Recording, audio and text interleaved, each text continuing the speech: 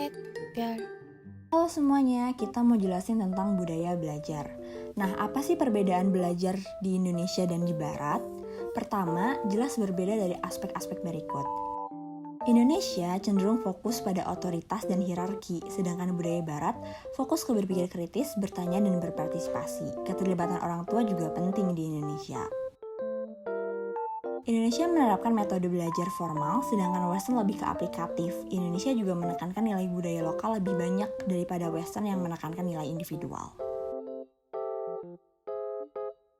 Kemudian ada perbedaan budaya belajar setiap generasi. Kalau di setiap generasi jelas berbeda lagi nih budayanya. Seperti nenek kakek kita, mereka belajar tanpa teknologi dan lebih formal. Sedangkan ayah ibu kita atau generasi Z sudah mulai fleksibel dan pakai teknologi, misalnya teknologi mesin tik.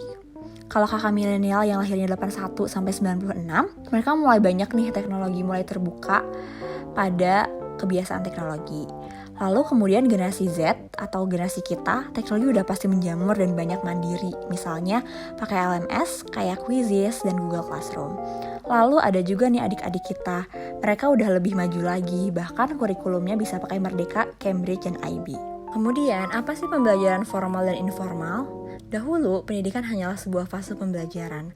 Tapi seiring waktu, manusia mulai kenal konsep lifelong and lifelong learning. Inilah awal mula konsep formal dan informal learning.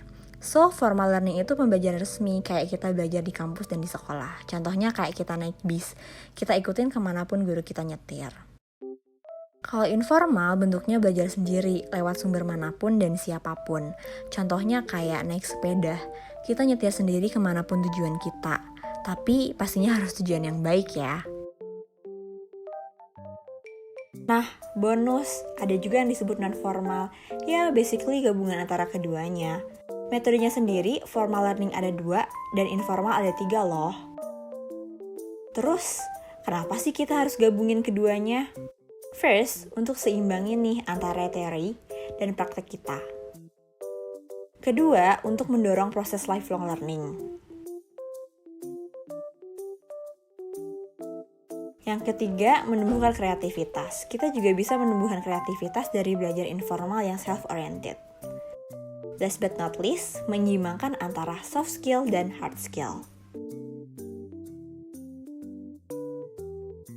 Kemudian, apa sih statement tentang benar salah belajar di Gen Z? Pastinya, setiap orang punya kebiasaan belajar masing-masing ya. Bahkan ada 5 macam cara belajar nih yang kita dapat.